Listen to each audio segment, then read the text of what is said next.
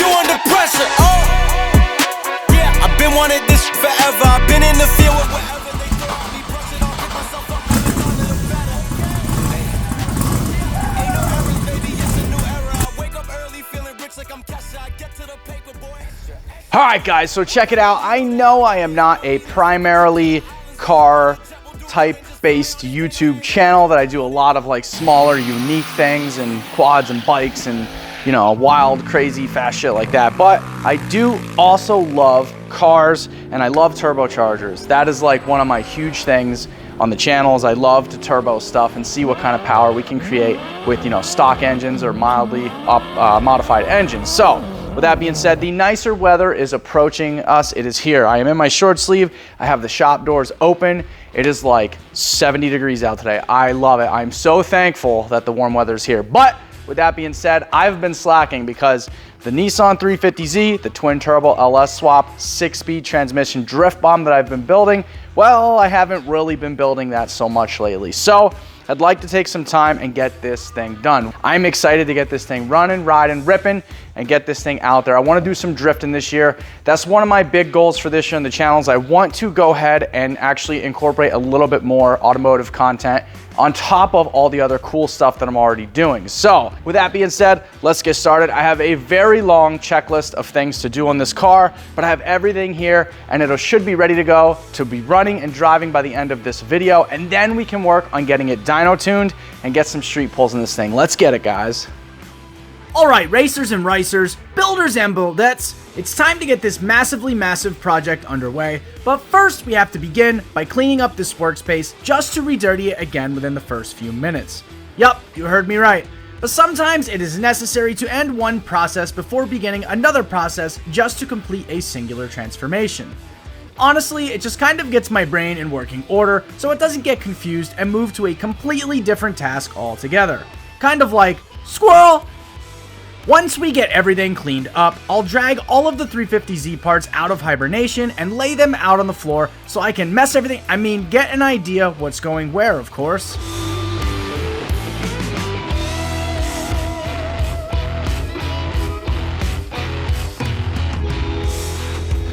All right, guys, so we have a pretty long laundry list of things to do on this LS Swapped Nissan 350Z twin turbo 6-speed transmission. This thing is very cool.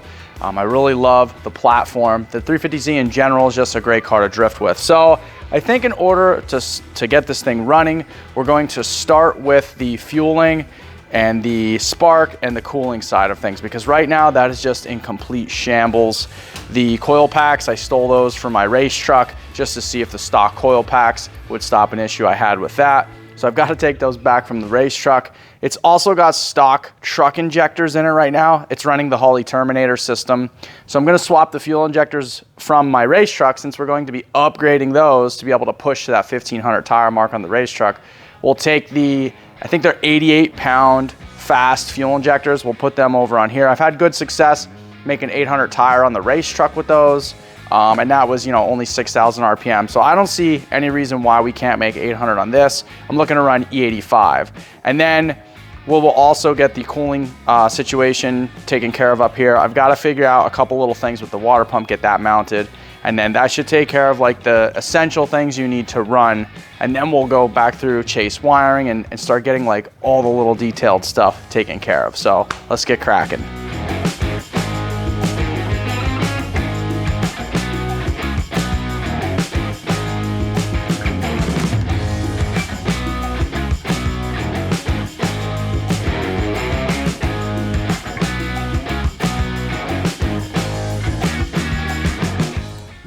First up, water pump. We have some issues with the clearance of this truck style water pump where the upper coolant hose neck exits the pump, so I'm going to use a early Camaro style water pump and modify it to fit properly. We have to cut off one of the extra tabs for the belt tensioner as well as one by the thermostat.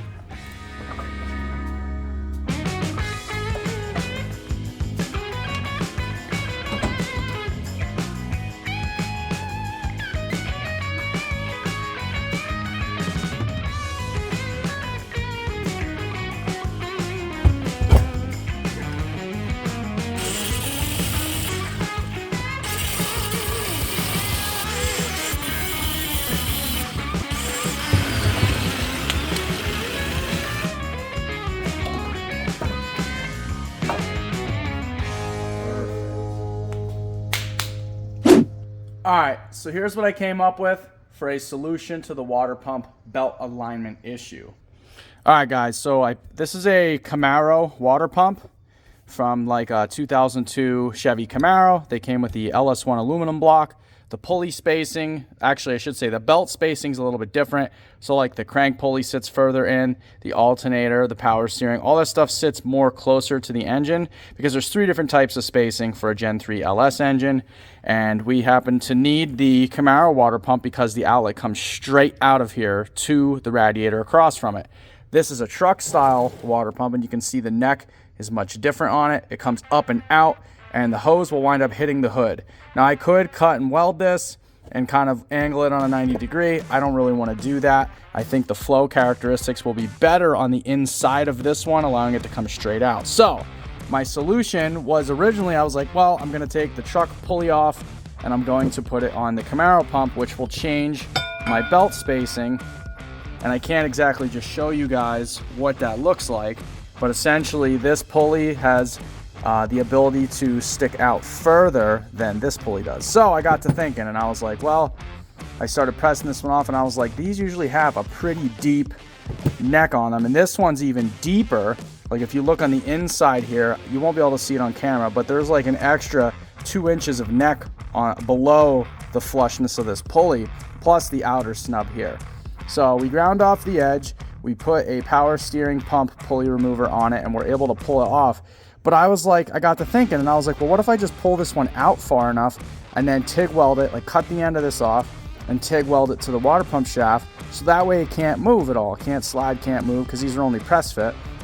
But then I was like, well, wait a second. If I do that, is this butted up against the bearing on the inside, on the back of the, basically the impeller, so that way it can't move. Now I pushed and I pulled and I cannot get this pulley, the shaft basically to go up and down. And I was like, well, maybe there's like a circlip. So I popped this one off quick and I took a quick look here and I cannot see a circlip on the inside, but you can see the rust line here, right? Because this was an old school or old truck that sat for a long time and stuff like that. And you can see the rust line. Now, I took a quick measurement of the depth of the rust line and it matches basically the thickness of where this pulley would land, which tells me the back of the pulley does not have to sit up against the seal and the bearing. So we should be good if I cut this off, throw a quick TIG weld on it, and then this shouldn't rotate or push in and out and hit the back of the housing, because that was my big fear, was that this would be able to slide in and out, and it does not move at all. So there's something else within that, unless it's pressed to the bearing or the bearing's welded to the shaft or something of that nature, where it just does not have the ability to move in and out because it doesn't hit the cover or anything like that. So let's go ahead and get this TIG welded quick and then we'll get it back on the car. All right, guys, so now that we got the water pump situation pretty much figured out and we're gonna have the belt alignment perfect on this thing, I just realized that there's a couple things I should do before finishing up the cooling and moving on to the fueling side of things. So basically this engine did run when I got it. It was a first start on it, cammed, no cooling system on it. Sounded really good, had the nice lumpy idle and everything. But he's running 6.0 truck heads on a 5.3 bottom end, and it has the stock stock head bolts, and then he's running the multi-layer steel head gaskets on this thing. So I actually have a set of the 8740 ARP head studs and the black nitrile. And so those are good for like, you know, upwards of 1,000 horse, no problem. So I think I'm gonna go ahead and strip this down. I'm gonna take the headers off, take the intake off, take the valve covers off. We have to go ahead and remove this pulley up here anyways. And the headers, they don't look like they have gaskets on them. So I'm gonna use some copper sealant. That's a pretty neat little trick for y'all who are doing some turbo stuff. I mean, you can run copper gaskets, but this is so tight along the side rail of the frame here, and this upper tube looks like it was dented in. So I think we're just gonna go ahead and run some copper silicone on them. I've done it before, it seals just fine. And then also we have to seal the turbos. So I'm gonna go ahead and just remove all of this real quick, and then we're gonna swap these head bolts out one by one with the 8740 series, so that way this thing will hold some really good high amounts of boost. So let's get it going.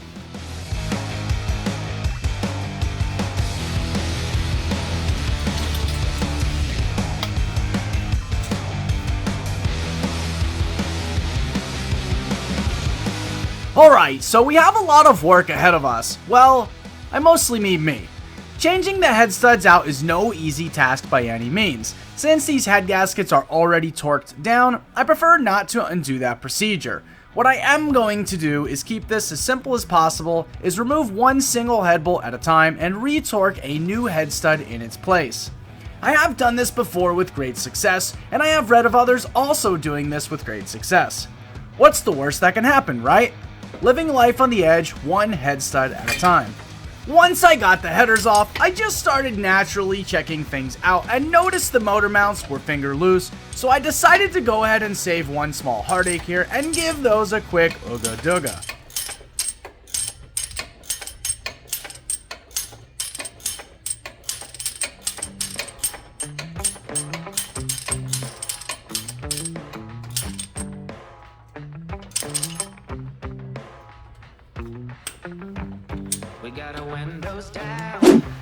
Alright guys, so unfortunately, well actually not unfortunate, but sort of unfortunate, the head studs I had were for an LS1. I assumed this was a Gen 3 5.3, and then as I was pulling the head studs out, I realized they're much shorter than your standard LS1 head stud, which is very long.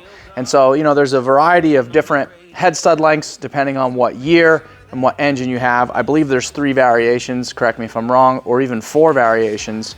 The very early ones have short head studs out on the ends of the cylinder head. That's what I thought I had. That's the stud kit that I have. But that's not what this is. This is actually a Gen 4 LS truck motor, which is even better because they hold much more horsepower. They have the beefed up rods, and I believe they also have skirt coatings on the pistons. And so these rings were gapped according to the original owner, Damien. And bro did a good job by putting the MLS head gaskets in there, but I'm still, even though the bolts can normally hold a lot of power, I don't want to take any risks because I do want to kind of like daily drive this a little bit to the gym and stuff like that, and just, you know, see people's reactions and take people for rides and such. So I went ahead and ordered another set of Speedmaster head studs. I'm going to go ahead and give them a shot, see if they're worth the hype. They're about $90. I paid an extra $40 for overnight shipping. So hopefully it's Tuesday now. They should be here tomorrow, Wednesday. But I've still got a ton of stuff that I can do to this. We have to finish up the clutch. We have to make seat mounts, and then we also have to install the fuel system. And I think that's where we're gonna head next. We're gonna head back to the fuel pump, get that installed, and then work our way up. I did also change the spark plugs. This had some like Autolite premium plugs in it. I changed them out for an NGK TR6, gapped them to 20 thousandths. Also, it was cool to see that Damien was being very honest about this build. Dual titanium valve springs, hardened push rods. It's got a BTR Stage 3 turbo cam in it. So very cool stuff, guys. And the only other few little things that I was a little disturbed about were like the motor mounts were loose. And so I tightened those up. And then I've still got to do a couple other things up here, even once we get all that done, like route the power steering lines, because yes, I am trying to keep power steering. If it's going to be a drift car, I want to be able to steer very fast. So anyways, let's go ahead and move to the back of the car and get this thing ripping.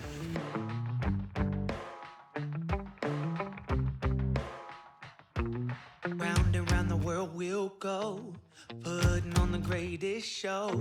So make sure that you don't miss. Come on, baby. What am I hitting?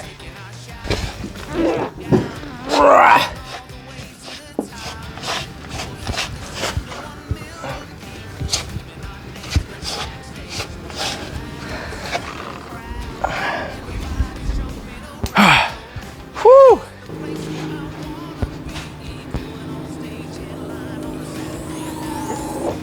There we go. Now that I got room over here, go ahead and yank this passenger seat out. So I didn't make mounts for the seats yet. So we can go ahead and get this seat out of here. Yeah, that way I can get in there. All right, yeah, now look at all this room for the big guy to maneuver around. All right, guys, so don't laugh too hard, but we have to take out the fuel pump assembly, and I think I'm also gonna hardwire this into a separate relay. It has an Aeromotive 340 in it currently.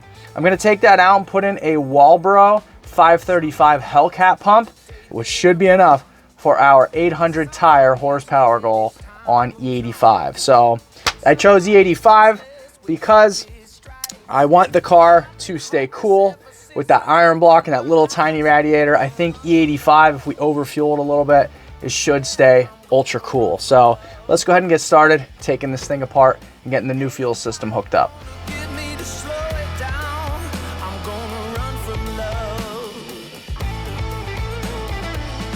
Some are weary and some are lost. All right, guys, so we're gonna keep this kind of simple. This really shouldn't be too hard of a process here.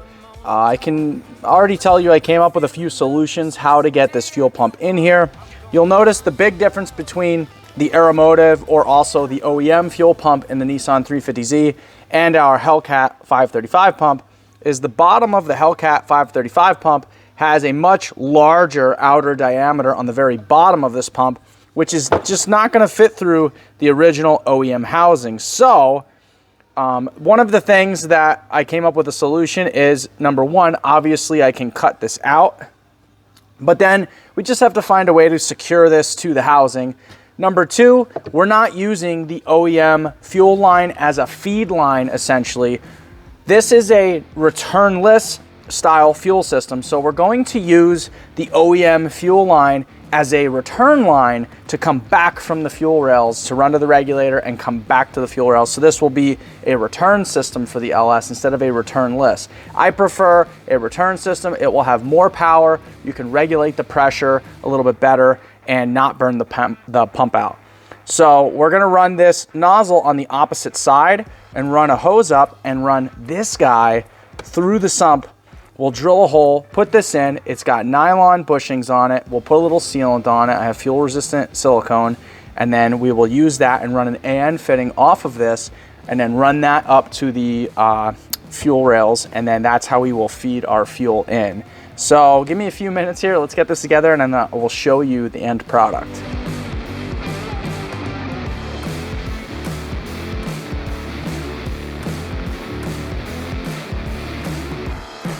All right, guys, so here is the final product. This is the Nissan 350Z OEM fuel sending unit modified for the Walbro 535. This ought to work just fine.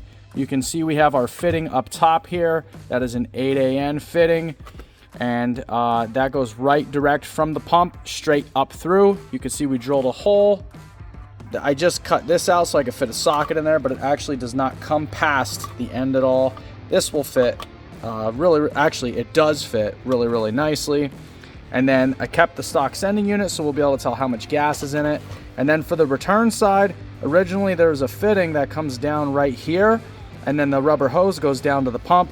I opened that up a little bit with my grinder, so then all of the fuel coming back into this fitting will just dump out through here. And that's literally all you needed to do to return the fuel. There's nothing we need to worry about regulating, and all of this is built to be submerged in fuel if you have a full tank.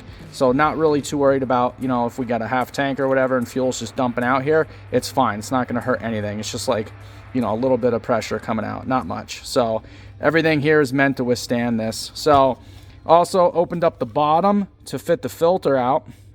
I'm gonna have to clean that off. I see I got a couple dirty spots on it, but from my dirty workbench. But yeah, so that's pretty much it. We got that 100 PSI hose there holding that pump on. This will sit against the bottom of the tank, and then that should work perfectly, guys. Let's go ahead and get this installed. All right, guys, and that is what the finished product looks like. You can see we have our AN fitting sticking out the top, so we can put a 90-degree 8AN to a PTFE nylon hose. We'll run that up to the fuel rail, run that back to the regulator, and then we'll run that OEM line, which will feed right back in from the OEM line right there back through the tank. We're still using the OEM plug, and then the positive wire is just run to the Holley terminator, so that way that can turn the pump on when we command it to. That's pretty much it. Let's get the fuel line installed. One thing I'd like to note here, I was extremely unhappy with the dent work on the driver's side header. I thought it could greatly impede that one cylinder's flow, so I decided to cut that section of the tube out, flatten the piece, and re-weld it back on to help open up the flow. Also, I decided while I was here, I re-ground the weld down by the V-band flange and ground that down and re-welded that as well. Just trying to touch up some details so we can avoid any potential issues possible.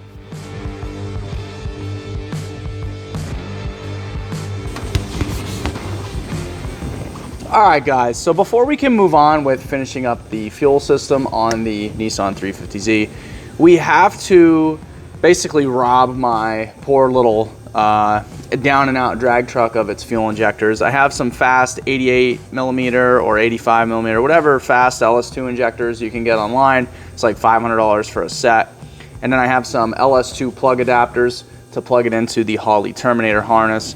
We also need the coil packs off of this anyways. I was just swapping stuff out the last time I was dinking around with this, trying to get it running right, and because we were having some ignition cut issues at 6,000 RPM on this bad boy. So anyways, I'm gonna go ahead and rob this thing of its manhood. We're going to be upgrading the fuel injectors on this beastlies anyways, and we're gonna be running something more along the lines of like a 2200cc injector. So quite a step up because we're gonna be running some way better fuel on this thing. So I'm gonna go ahead and get these out and we'll get them over into the 350Z.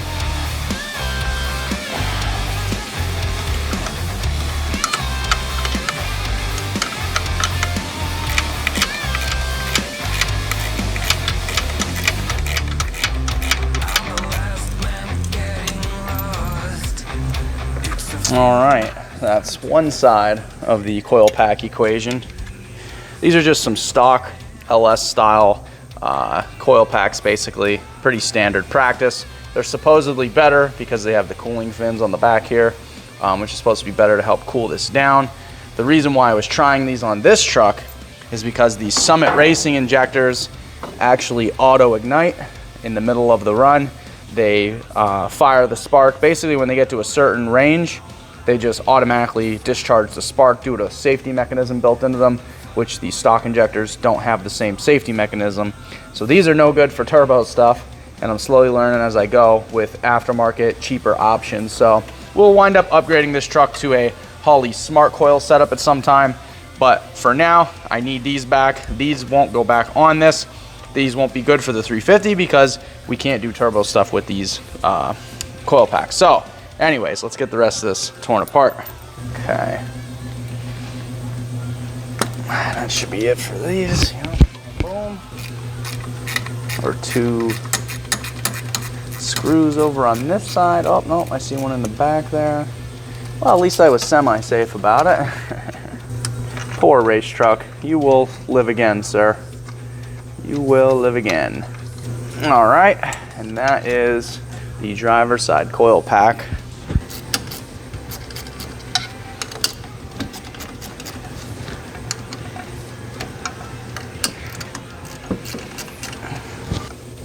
Oh, there goes all that. There goes about $35 in race fuel right there.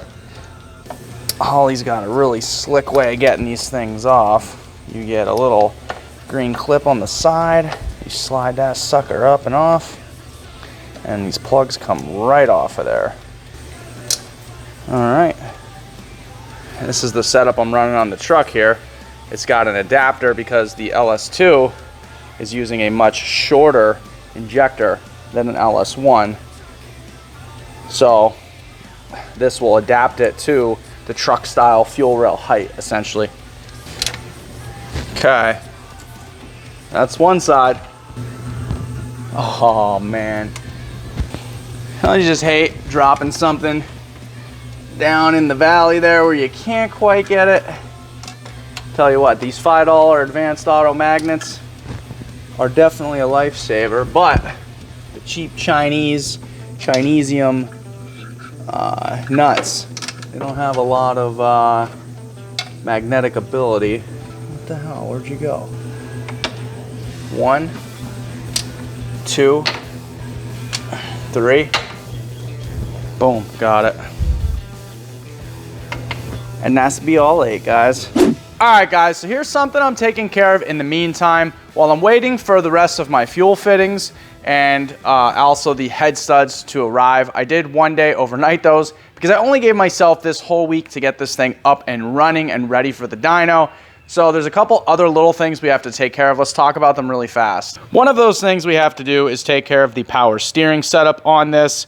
I would like to keep power steering on this car because if it's going to be a drift car, I would like to have power steering, especially if I'm doing like daily driving or if I want to go out and get some ice cream or do car shows and stuff with this car. I really want to have power steering. In my opinion, you need it for long drives. And so anything over 20 minutes, or if it's not just a street strip car, I like to have power steering, unless you get a really good manual rack.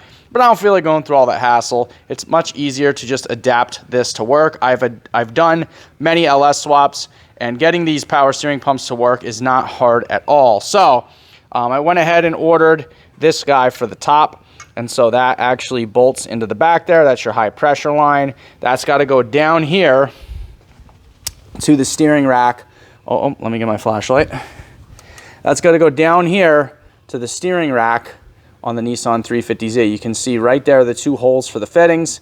I have the one fitting right here. I just took it out so I could get a good measure on it. This will actually fit the top guy on the Chevy power steering pump, so that will actually screw into that. And then I have a power steering cooler here as well. This is from a Chevy LS truck, Silverado, so this will work. It's like a 2001. I have tons of parts for these things. I've parted out quite a handful of these trucks over the years, and I have stacks and stacks of parts built up for these trucks because I love the Chevy LS platform. So basically what I'm going to do, this will use two hose ends, and then we will also have two hose ends up on the power steering pump itself, so we can run high pressure hose and hose clamps.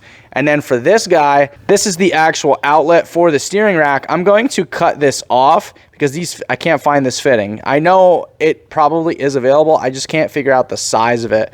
So I'm going to cut this here, and then I'm going to cut this other end off here, clean them up, and TIG weld them together. That way I can slip a hose over and do a double clamp setup on this as well. So I'm going to go ahead and get that taken care of real quick, and then that will pretty much take care of the power steering pump. There is one more minor modification we have to do for the tensioner, and I'll show you guys right here. So basically the way we're doing the alternator, water pump, power steering pump, there's no tensioning mechanism for the belt. This just has an idler pulley on the outside here. These are ICT billet brackets, very common in the LS swap world. Very cool design. They do lots and lots of stuff. I can't find the one that has a pivot for the alternator to make that a tensioner. But nonetheless, I already have this one. It came with the car, and I don't want to spend another $150. So I'm going to adapt what I already have to work on this. Basically, I'm going to take this idler pulley that was already in place, because this guy was going to run a electric water pump, and I'm going to adapt this to work right in here, and that way this pulley that swings, I can tighten that tension up on the belt and then tighten the pulley from behind, and that will be our tensioner basically. Hopefully that works out well. I could add a spring or something else to that and let it free float, but I haven't decided which exactly way I'm going to go with that yet, but I will show you guys the end result when I'm done.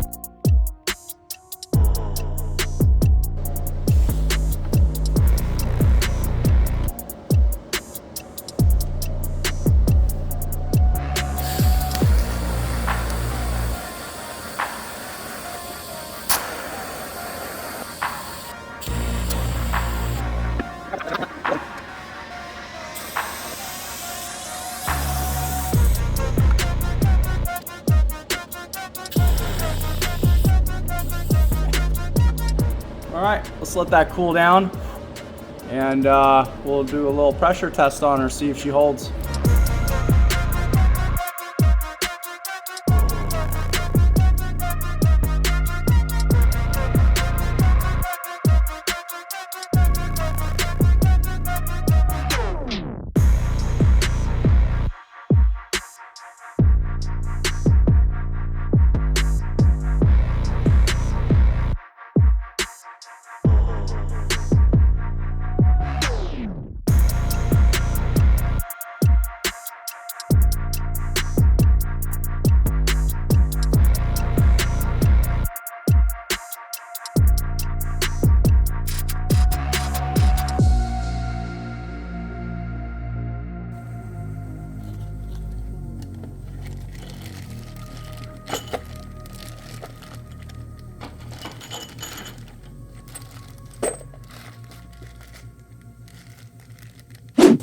All right, guys, I got a lot of stuff done this week so far on the Nissan 350Z.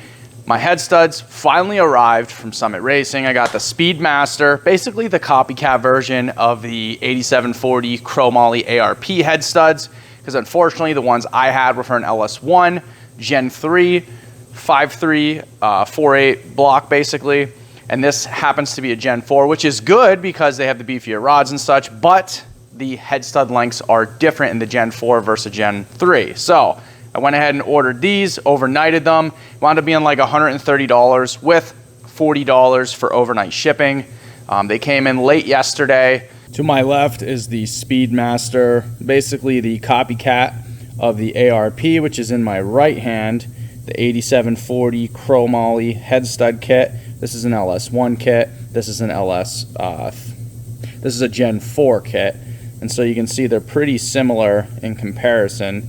The only major difference I see, other than like the thread length and the bevel on the bottom and also the top, is the body of the Speedmaster stud is a little bit thicker than that of the ARP. So with that being said, make your choice wisely. You know, I've got to get a lot of stuff done in this car. I only gave myself a week to get it done, literally this entire week. This is day number 4, Thursday. And so I've been pumping out on this car all week. I think we're gonna get it running and driving by the end of day tomorrow, but we'll see how far I get. So today's goal is to get basically everything patched up and ready in the front. So that way, when my fuel fittings get here today or tomorrow, my PTFE fittings, I can finish running the fuel line. And then I have some clutch fittings coming in tomorrow, hopefully around 10 off of Summit Racing as well. I 2-day aired those because I didn't know what type of throwout bearing was on this. When I first saw the fittings, I was like, oh my God, I've never seen anything like that before. Turns out it's a Camaro throwout bearing and it's a hydraulic setup. So very, very common when you start getting into like the higher horsepower stuff, they adapt the hydraulic throwout bearing. It has a push quick connect fitting on it and then a bleeder valve up top, which I've never seen before. It's the first time I've ever seen one. So I got those fittings on order. Very expensive things, but we need them to get this car up and running and riding. So with that being said, let's get everything under the hood done next.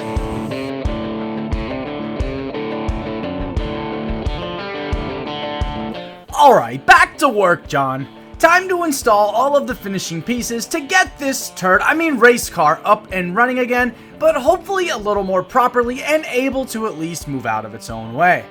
Let's start with the head studs, as that's probably the longest task. Then we can move to the modified water pump and make any finishing touches to it before installing the thermostat and filling it up.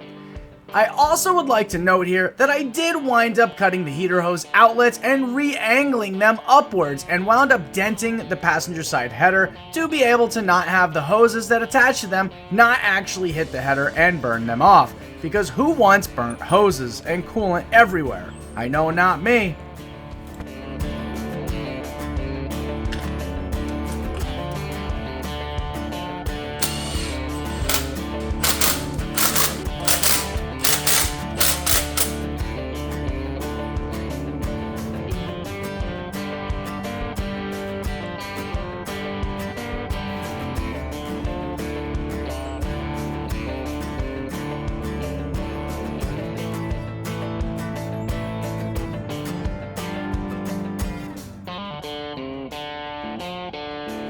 Now with the water pump out of the way, we can finally put these turbos back into position and do some final mounting and also seal them with the copper silicone. This doesn't sound like a lot, however the turbo flanges are extremely difficult to access because I decided to mount them in a very hard to reach position. That's typically what happens when you choose form over function. Aye, John. Once we get the turbos done, we can slap the alternator and thermostat housing on as well as the coolant hoses. I just used some old hoses I had laying around and cut them to fit for now. Custom routing requires custom everything, really.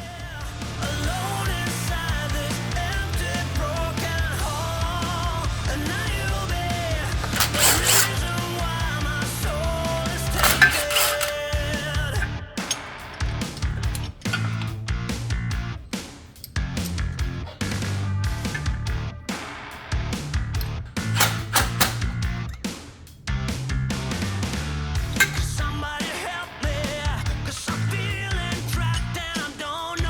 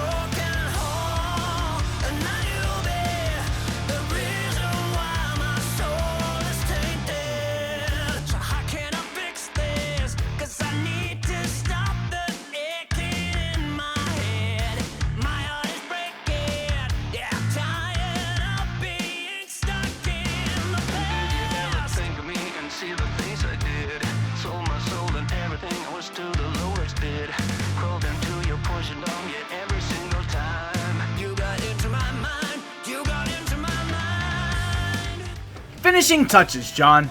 Just keep telling yourself that, and this will go a lot faster, where you don't sit there and think about how long and grueling this process can be sometimes. Or think about how cool it will be to have 800 horsepower at your fingertips and get to do cool car guy stuff with it. Yeah, cool car guy stuff. We'll go with that. Anywho, let's get the last few pieces done on top of the engine, like coil packs, wires, wiring, and the intake as well.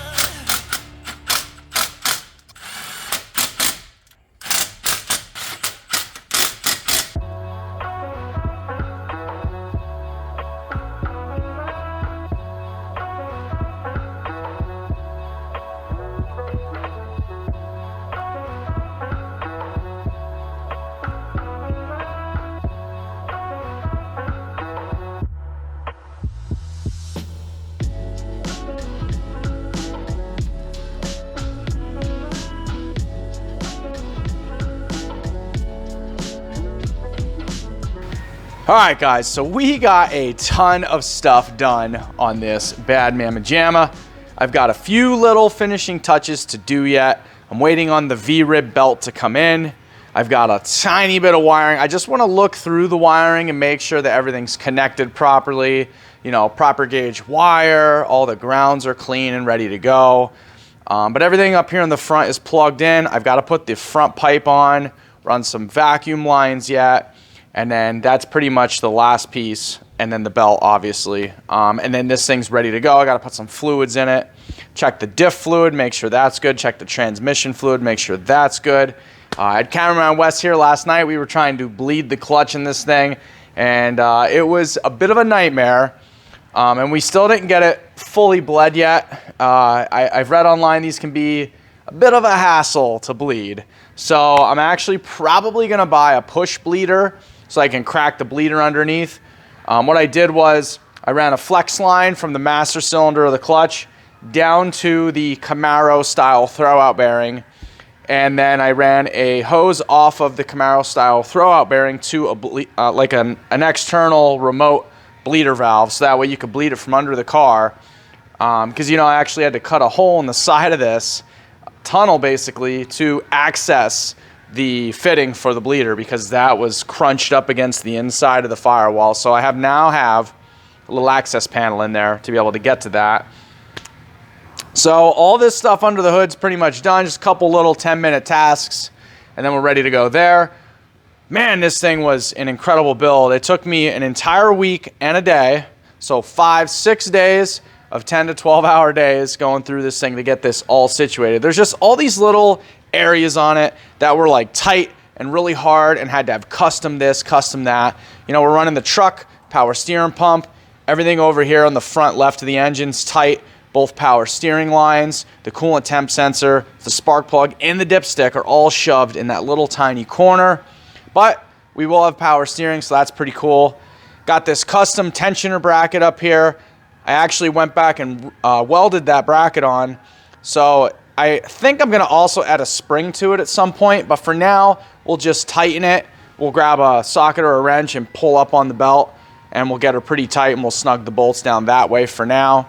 But everything's alignment, all the alignment and everything is spectacular on this thing. Hopefully the water pump holds up the way we want it to. I did not put a thermostat in it. I'm going to run it open for now just to get the car running, and then we'll go back and put a thermostat in it later. And then also I have to finish all the vacuum lines. That's what I'm in the middle of doing now. I'll get that done, and as soon as that's done, I'm going to put a battery in the back, comb through those little bits of wiring, and then we should be able to fire this thing up. I think that's pretty much it. That kind of brings us up to speed on this. There's other things I want to do for my dyno session. I have the dyno session lined up in a month for this thing. I'm hoping to crack 800 tire on this, which would be pretty cool on E85. and then we should be good to go. So I want to do some drifting, do some dragging. This thing's super cool.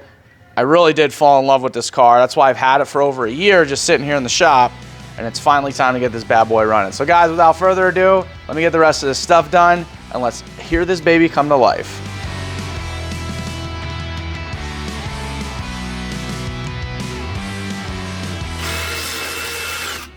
Last thing before getting a first start on this bad mamma jamma is vacuum line routing. We have to run the vacuum lines to the fuel pressure regulator as well as a few other things. I use a 1-to-1 fuel pressure regulator, so for every 1 pound of boost we add 1 pound of fuel pressure. I'm going to fix some of these lines tempa permanently with zippy ties for now, one of my favorites. I also have to toss on the front tubing / mustache piece for the turbos to the intake. Mustache. That's what my wife called it. Maybe that's what we will nickname this car for now. Laugh out loud. Mustache. Mr. Mustache.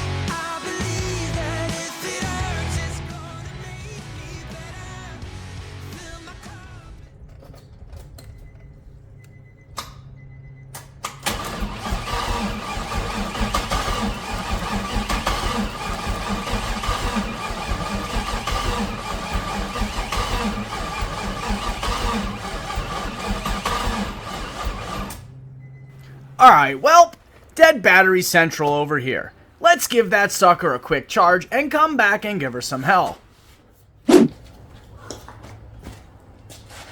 Alright guys, we got everything done. Throttle cable's hooked up. Piping's hooked up. The only thing I didn't do was run vacuum lines to the blow-off valve, but I'll do that and the main belt. I didn't get that in the mail yet. I'm still waiting on Amazon. And I was having a fuel pressure issue. I fixed that. And so let's see if she'll give us a first start.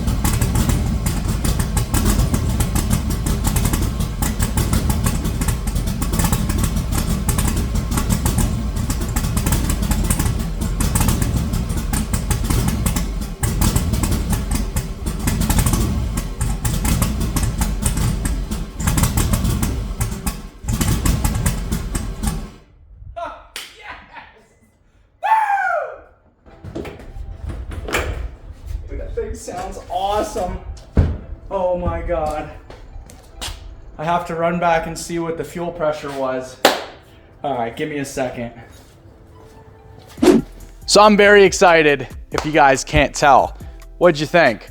I know she sounded a little bit off. There is definitely a couple coil packs misfiring on this, probably 2 to 3. Because if there was only one, you can barely tell that you're missing a cylinder on the Chevy LS V8 when there's one bad coil pack. It's really hard to hear the difference until you're in the upper RPMs. So that pretty much completes the process of getting this ready for the dyno. I've got a couple little things to do to this. I couldn't get the clutch bled. I did go ahead and put the V-belt on already, so that's pretty much taken care of. I can now put the coolant in. The power steering, the one line underneath the oil pan going to the rack actually busted, so I have to fix that. I didn't do that. Whoever put the motor in must have nicked that and bent it in a way where it put a hole in the line and leaked as soon as I put power steering fluid in, it pretty much just came right out the bottom. So with that being said, I appreciate y'all. I'm gonna be getting this fully ready for the dyno in the next video, which really, like I said, is just a couple tiny little things. I've got to put the seats in it yet.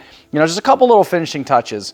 The one tube in the back, you know, the finishing touches, right? The one tube in the back going from strut to strut, the weld is like not so great. So I'm gonna go ahead and redo that as well. Probably cut them flush around the inside, grind the welds down and re-weld that stuff. Just little stuff like that that probably doesn't even matter for the dyno. And then we'll get this thing running really good in the next video. Dyno session is supposed to be May 24th, but we'll see what happens. I've got a local dyno guy who takes really good freaking care of me. He did my dad's Fox Body Mustang. He's worked on my truck a few times already. He will be the one doing my truck as well. And we'll get into that in the next video. And then we'll get all this stuff finished up. We'll hit the dyno. Hopefully, if the car gods allow it, we'll make some serious freaking horsepower and we'll go play around with this thing a little bit, see what she can really do. So, as always, guys, thanks for watching. I'll see y'all in the next one. Have a great weekend. Peace out.